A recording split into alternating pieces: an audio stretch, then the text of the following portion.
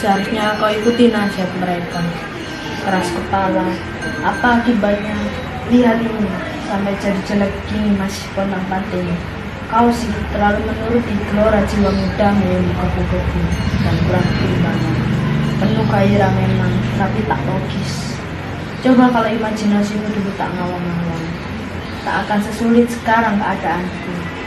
Apa? Salahku sendiri. Enak saja kau ngomong.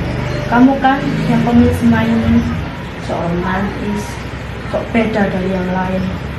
Terlalu percaya pada fiksi, pada puisi, gayamu seperti seniman dari dunia. Estetika.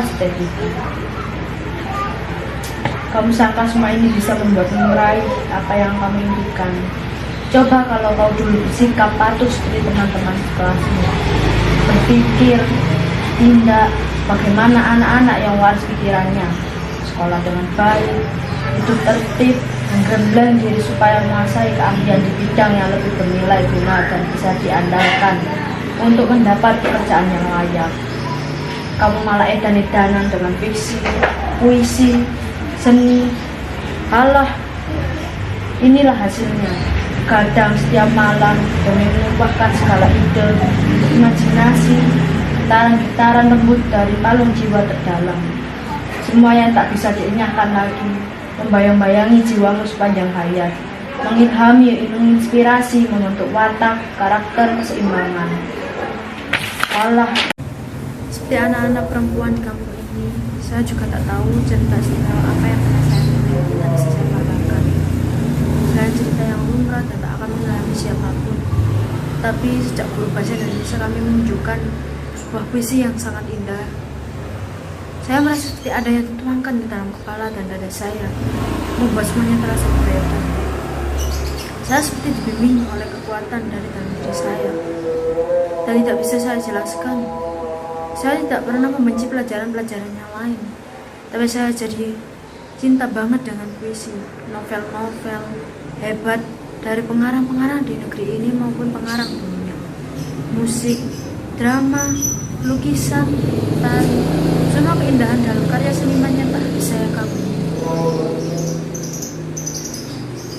Tapi lalu teman-teman saya di kelas menganggap saya sok tua sebelum waktunya, orang aneh, gak matching dengan umur, sok berat, seniman anakan, dan sejumlah gelar khusus lainnya. Teman-teman tidak mengucapkan saya, mereka hanya senang ngolok-ngolok demi bisa tertawa lantang bersama-sama. Tapi saya senang, setidaknya saya bisa membahagiakan mereka. Apa? Aku mengacaukan hidupmu. Aku yang mengakibatkan nasib yang selalu kau keluhkan itu. Hei Nona. Oh, maaf. Kau masih Nona atau sudah Nona? Oh, masih Nona. Hah? Nonsense. What? Separuh Nona, separuh Nyonya. What the hell? Oke, apapun statusmu, dengarkan saya. Di usia seperti saya sekarang, setiap orang membuat pilihan penting dalam hidupnya. Dan saya melakukannya. Memilih, saya tak mau hanya ikut-ikutan mereka dalam menjalani hidup ini seolah-olah seperti warisan. Tinggal, tantangan, dan menerima apa saja yang diberikan, lalu menjalaninya menjadi tua dan mati. Saya tidak seperti itu. Kalau orang lain tak memilih apa yang saya pilih, itu hak mereka, dan itu juga sebuah pilihan. Tapi saya juga tak mau terus-terusan kau salahkan keluarga saya ini. Saya ingin jadi pengarang seniman. That's my choice. Jadi kau tak bisa terus-terusan mendatangi saya tanpa saya mengubah pilihan saya ini. Tiada guna keluhanmu. Berhentilah merengek. Biarkan aku istirahat. Biarkan aku sempurna sebagai masa lalunya. Lihat dan terima hidupmu yang sekarang dengan berani. Saudara-saudara, profesi yang saya pilih ini mungkin memang tak menjanjikan finansial yang hebat, popularitas yang berlimpah, atau status yang membanggakan bagi keluarga saya. Tapi saya harus melakoninya, dan saya tahu saya akan tak mendapat dukungan dari siapapun. Mungkin mereka tak akan menghalangi saya karena saya keras kepala. Tapi mereka pun tak akan menunjukkan dukungan. Saya hanya akan dibiarkan dengan pilihan ini. Sambil diam-diam mereka berharap saya gagal, sehingga mereka bisa mencibir dan menunjukkan ke depan muka saya bahwa pendapat mereka lah yang benar, lalu akan berkata pada saya, persis yang selalu kau katakan. kapok. Makanya jadi anak jangan ngeyel. Benarkan Viribus, bagaimanapun jadi PNS itu lebih terbaik. Sudah banyak contoh jadi profesi sepertimu itu mesti siap susah, kok masih nekat. Kalau saja kamu melanjutkan kuliah, minimal kamu punya ijazah S1 untuk melamar kerja. Pikiranmu itu terlalu liar. Harusnya kamu bisa seperti anak-anak lain. Beres SMA, nyambung kuliah, sesudah sarjana cari kerja, lalu menikah. Bahagia sampai tua, mati masuk surga itu yang benar. Liar? Saya tidak liar. Saya hanya ingin berpikir bebas. Saya juga mengerti batasan-batasan.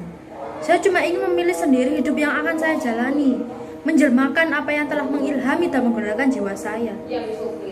Mengapa sebuah pikiran bebas harus selalu dicurigai dan dianggap berbahaya?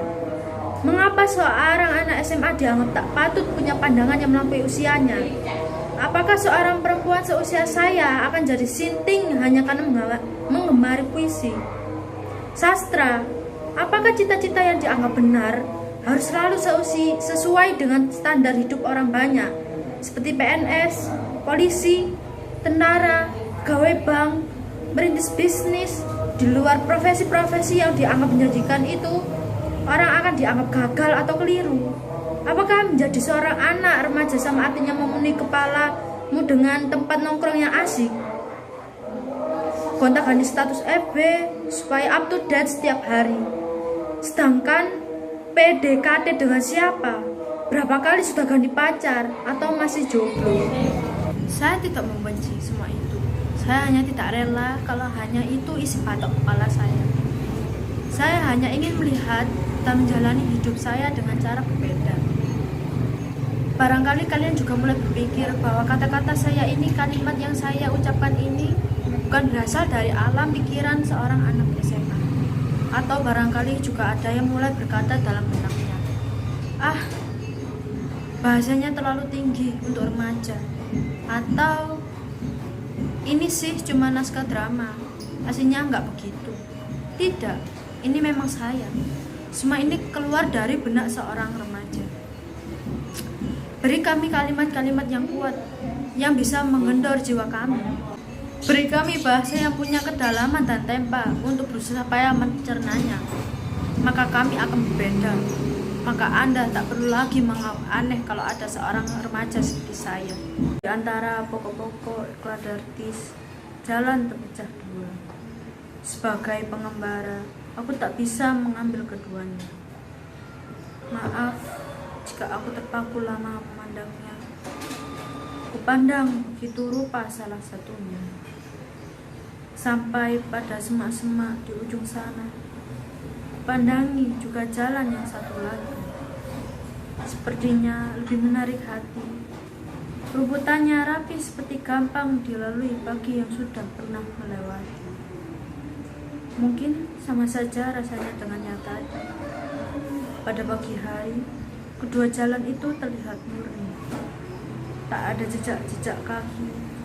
Rerumputan tegak lestari. Oh, kuputuskan kulalui jalan pertama esok hari. Meski tak tahu apa yang kutemui di ujungnya nanti. Tak juga tahu apakah aku akan kembali. Barangkali aku harus bercerita dengan duka. Suatu saat pada umur kita akan berjumpa. Persimpangan seperti jalan bercabang dua, di mana aku telah berjalan pada salah satunya. Jalan yang jarang sekali dilalui, dan itulah beda kita. Itu tadi jalan yang tak ditempuh, puisi Robert Frost, guru bahasa Indonesia kami yang memberikannya pada saya sebelum ia berhenti mengajar. Dia bilang, Viribus, pilihlah jalanmu sendiri. Meski itu tak banyak dilalui oleh orang lain, selama ia membuatmu merasa terpaut dengan kuat pada hidupmu. Tempuhlah. Dan setiap hari kau harus bilang pada dirimu sendiri, raihlah hari ini. Dia pula yang membuat saya percaya dan tidak takut melakoni hidup. Lihat, saya sanggup dan mungkin saya akan berhasil. Mungkin pemilihan tenses yang salah. Lihat, ini bukan lagi future tense, ini sudah present continuous tense. Kamu sudah gagal. Lihat saya, gagal. Kalau saja dulu kamu tidak sok kritis, tidak nyecer guru bahasa Indonesia untuk menjelaskan makna puisi itu, tentu kamu tidak akan keracunan ilham seperti itu. Kalau saja kamu tetap melanjutkan kuliahmu dan membiarkan bapak menjual sepetak sawahnya untuk biaya pendidikanmu, tentu saya sudah jadi sarjana dan bisa dapat pekerjaan yang bagus. Tapi kamu malah bikin filosofi Yunani aku. Kamu bilang sawah tak boleh dijual. Itu bukan cuma sumber penghasilan, itu nilai dan hidup bapak. Itu cara bapak untuk menjalani hidup, menunjukkan bakti pada Tuhan dan kehidupan. Kalau semua petani berpikir menjual sawah untuk pendidikan anak-anaknya, bangsa ini akan kehilangan besar. Allah, kayak soalnya kamu menyedihkan, menyangka dirimu telah memilih hal yang benar karena mengikuti dorongan dari dalam jiwamu. Padahal akibatnya bisa kau lihat sendiri. Pada saya sekarang, kamu menyedihkan. Kamu hanya seorang yang ekstensif, beda, unik, yang berpikiran bebas dan mampu mandiri. Sementara diam-diam kamu abaikan dirimu sendiri. You have no self-respect. That is you. Saya susah sekali mendamaikan keduanya. Mereka terus-menerus bertengkar. Padahal cerita ini harus saya bereskan besok. Pihak penerbit sudah memberi deadline. Sebenarnya sejak 10 tahun terakhir saya agak kewalahan melayani banyaknya permintaan dari penerbitnya juga para produser film yang tegar pada masalah remaja. Saya hampir kehabisan ide, makanya saya ambil dari kisah hidup saya sendiri. Tapi malam ini saya sudah lumayan capek. Saya akan sangat menghargai kalau Anda semua berkenan memberi ide bagaimana mengakhiri konflik antara dua remaja dalam cerita saya ini, supaya tidak berlarut dan saya bisa segera istirahat. Tapi tunggu dulu, sebelum Anda semua memberi pendapat, saya mau diri sebentar ke dalam. Anak saya paling kecil akan segera tidur, dan saya harus membacakan dongeng untuknya. Permisi. Tolong jangan terlalu ribut, nanti mereka berdua muncul lagi dan mendekat lagi. Oke?